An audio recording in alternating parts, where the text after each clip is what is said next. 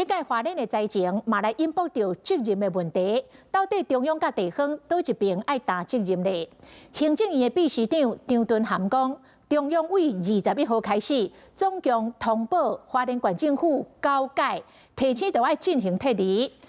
花莲县政府日真火大，讲这9届的通报，拢是林保署例行属部的行政文件。县政府是呼吁中央莫来制造惊讲甲对立。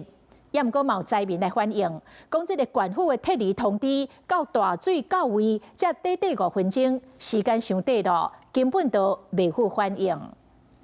从我听到手机的中央的电话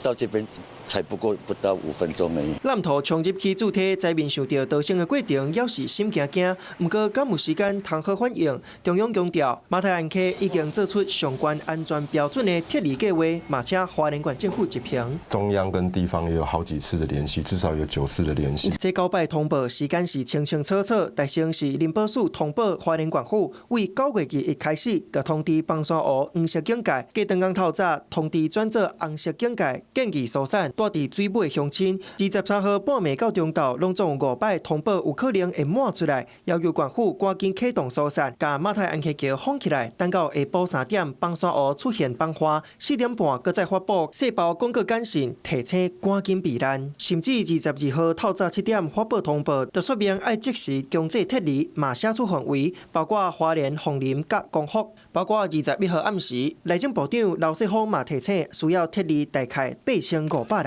中央证明已经经过足侪摆，花莲县府嘛来驳回，并且普文灾害定睛驳回疏散不足，佮讲第9摆则是红色警戒，第22号则强制撤离，佮讲莫制造惊吓佮对立。中央地方为着厘清责任搬喙紧，共这个时间传出民进党立委王定宇嘛要求行政院要提出上强的消息来反击。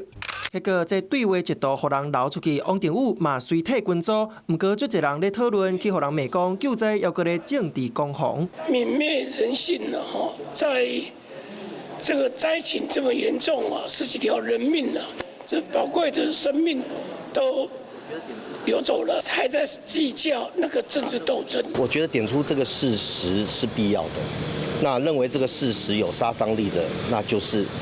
没有做事的，不做事的人还可以骂人，那一切都是为了转移焦点。拢讲先救灾，再来厘清责任，不过政治交锋卖互灾情失去重点。Hello， 我是林仙怡，想要抢先掌握最及时的新闻资讯吗？赶快订阅、按赞、开启小铃铛，锁定华视新闻 YouTube 频道。